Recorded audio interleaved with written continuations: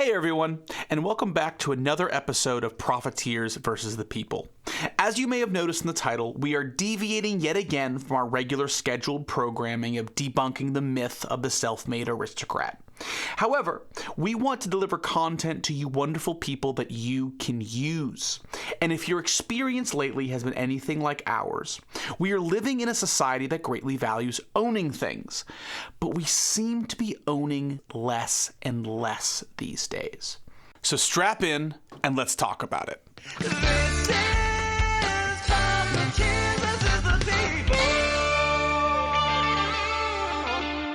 So, bottom line, it's feeling less and less like we own the things that we buy. There are two main characteristics that contribute to this.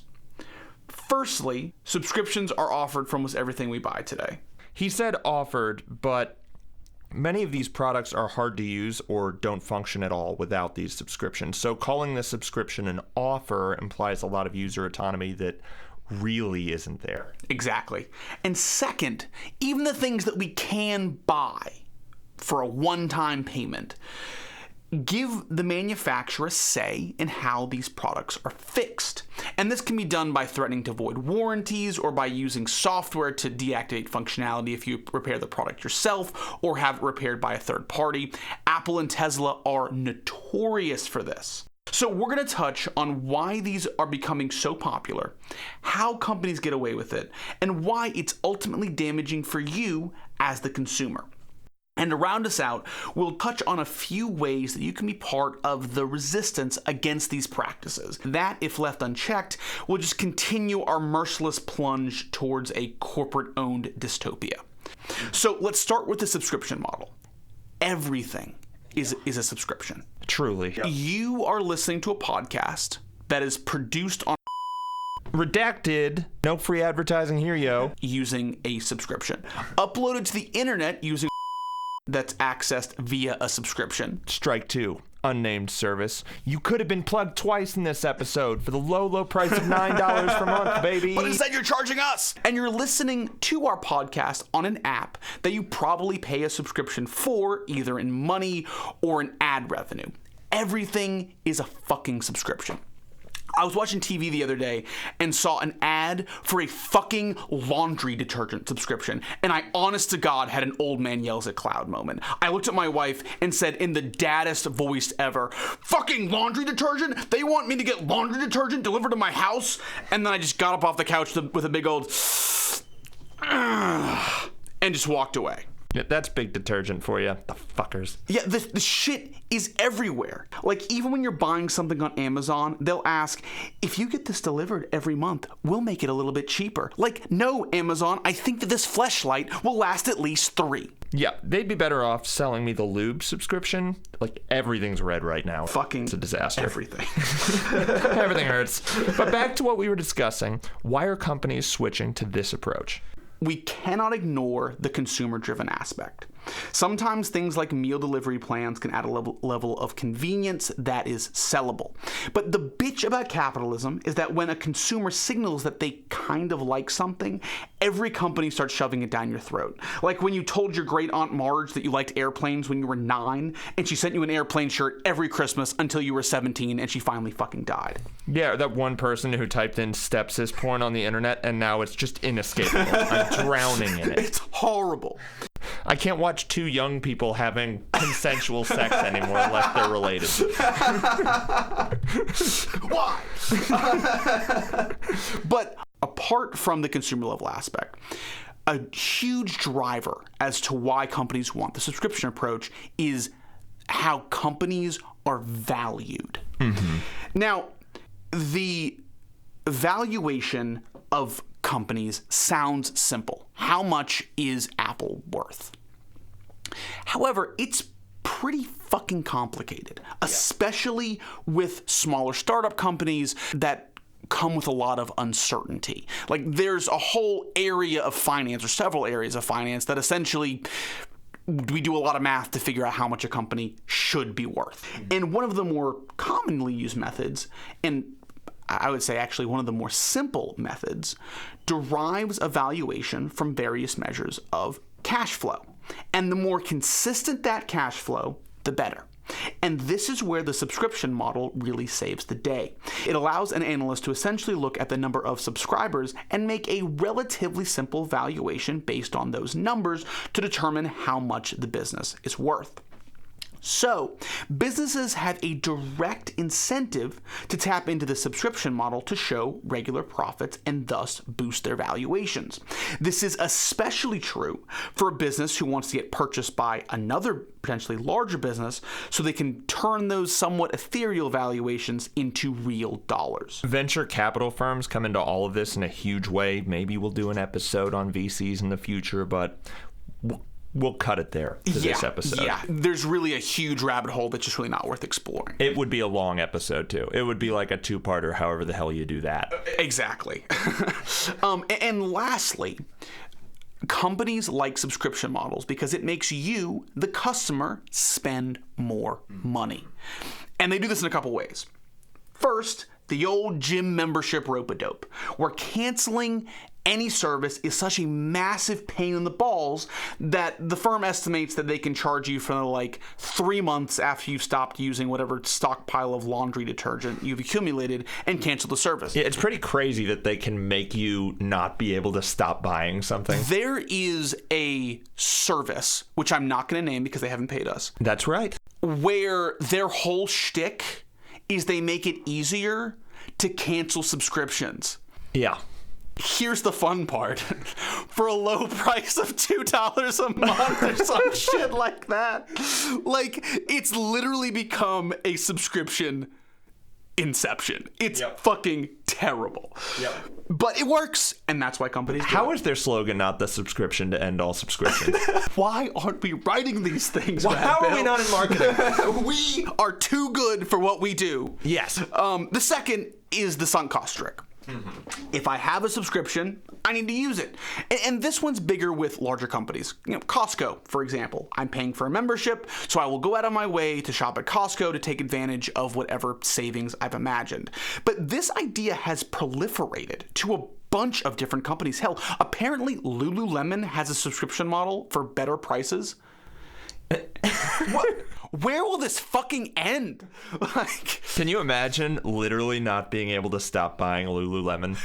I don't know how to cancel this. It keeps coming to my house. Can you imagine like $400 worth of 2 pairs of yoga pants being delivered to your house and you'd be like, oh fuck, I forgot to cancel the Lululemon subscription and now I can't pay my mortgage. I've got an envelope that says Lululemon on it. Feels like clothing. Oh, Jesus. But also, if it's something that you're going to need for an extended period of time, selling you a subscription is more profitable than just making you buy it. Yep. And I will call out Microsoft for this because it's negative. Yeah. Instead of selling me Microsoft Office for $200 or whatever it was back when I could actually buy it, Microsoft just charges me $100 a year. And I'll pay that because I'm a little cuckboy for some Microsoft Word. Yeah. And even if I couldn't transfer that program to a new computer, and I upgrade my computer every 5 years or so, I'm spending $500 for 5 years of Microsoft Word instead of $200. They win, I lose. Yeah, I don't even know if those Microsoft cards are a thing anymore, but the trick used to just be finding those. Yep. And just installing them. I don't know how the hell we had so many of them in our freaking house when I was a kid, but Dude, getting Microsoft Word illegally was so goddamn easy, and I don't know how I haven't been able to do it. But again, it's just easier for me to pay $100 a year than it is to find an alternative. So that's what I do because I'm a bitch. Yep. And lastly, sometimes companies will charge you for a subscription because they just fucking can. Yeah. Like Mercedes wants to charge $15 a month for heated seats. What the actual fuck is that? Yeah, BMW does 18 for the heated front seats and 12, I believe, for the steering wheel. Yeah, if I wasn't as immensely cheap as I was and wanted a BMW, that would piss me the fuck off. Yeah, if I had just bought a BMW, I'd be pretty sad about that. Looking at all the people in Hyundais who just have working heated front seats. The ultimate driving machine if you like cold hands. Does it come with driving gloves? No, but anyway. So this is why the companies are doing it. Yeah. Now let's talk about why this fucking sucks. Yeah, this blows. I hate it. And there's a couple reasons.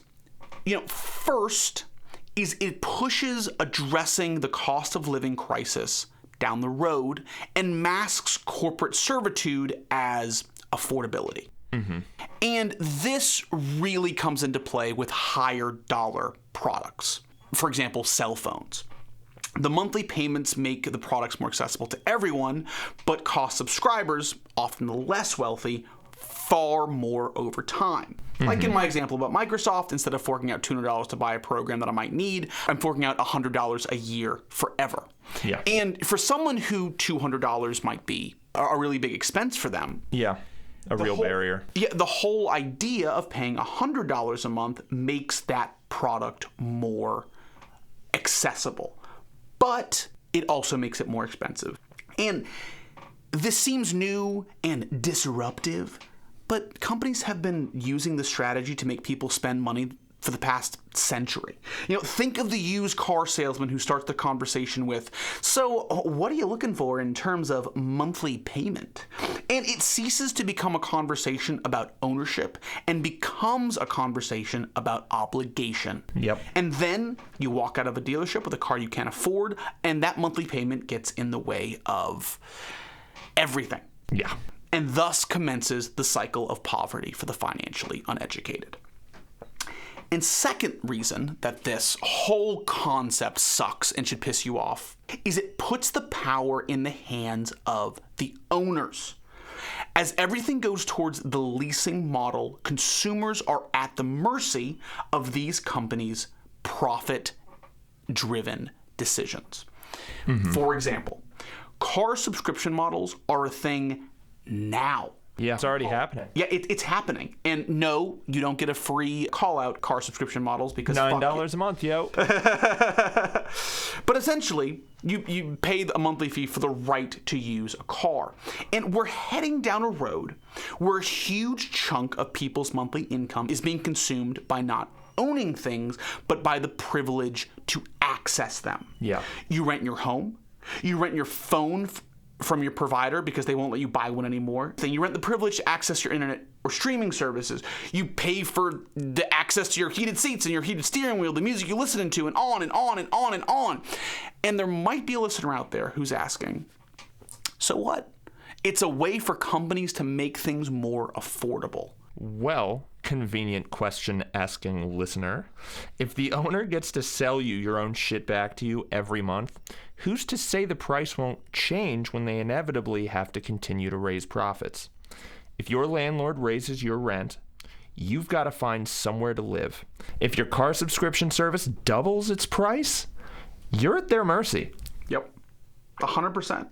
And that allows profiteers to have more control over inflation and the prices that people are willing to pay for things because they're making it harder to not. The way that we have historically resisted people charging us infinity dollars for everything is by just not buying them or buying somebody else's. But now that's not a fucking option. Everybody's doing it.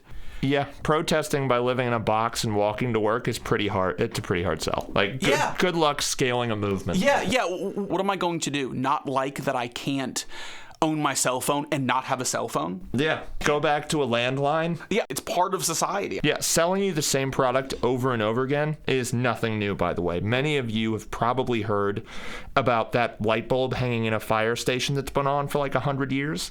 That light bulb's durability isn't just luck alone. Light bulbs were sturdy as hell when they were first invented, but the manufacturers, after seeing sales plummet, met and began cooperating and engineering in parts that would break. The idea here was that if light bulbs broke from time to time, people would have to come back and buy more for the same use.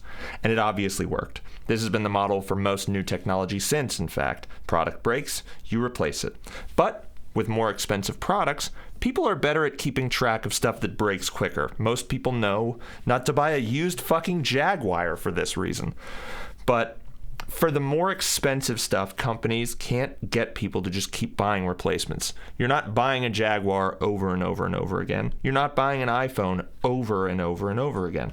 But what they can do is they can try to keep you coming back to them for repairs, and try they do. You've undoubtedly noticed this with the previously mentioned iPhone and Apple products. Which brings us to the repairs piece. Yep. So as we mentioned, with planned obsolescence, we make things break faster, so you buy more of them.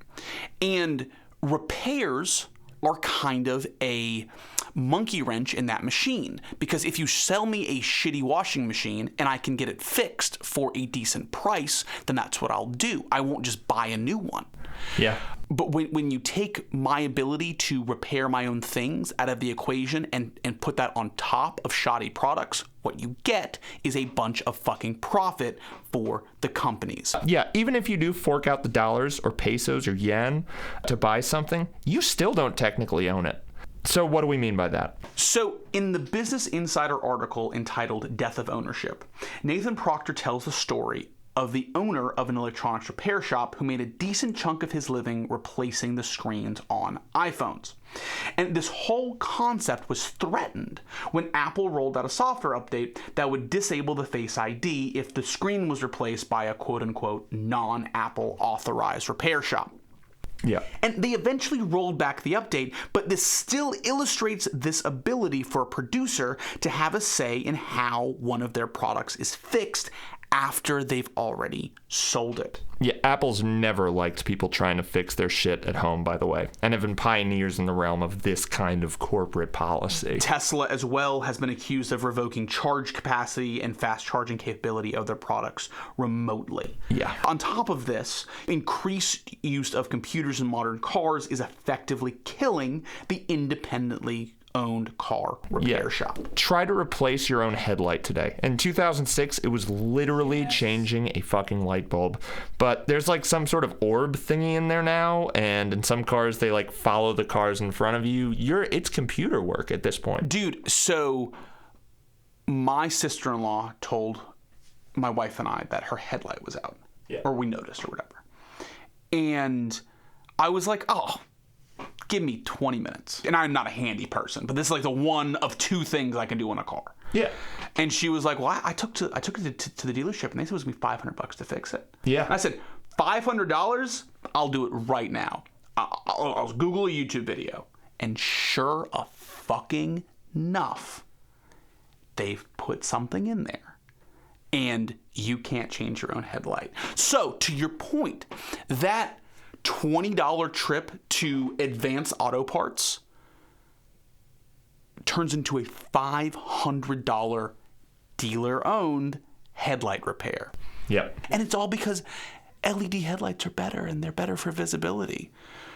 For $500 a pop, I don't know about all that. I don't know if it's worth the safety. I gotta tell you. Maybe we should just die. fucking dollars. Like when I get sick at home, like during COVID, I got sick at home, and the question of calling an ambulance came up, and I was like, dude, let me die. Yeah, no. Fuck the safety part of this thing. Just let me croak.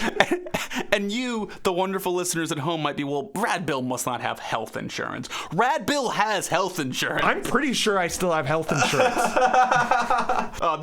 That's another episode. But yeah, so my parents have driven Hondas for the past 40 years, and they went to a mechanic who was formerly employed by Honda to work on their cars for 20 of those years. Mm-hmm. However, now with all the fancy software on board and the extremely sophisticated equipment needed to fix it, my parents' mechanic really can't do much for anybody anymore. Yeah. In summation, on a micro level here, all this means is we as consumers have to pay more to maintain our shit. Yeah. The reason that my parents used the mechanic that I just mentioned is pretty simple. He was cheaper than the dealership. Yeah.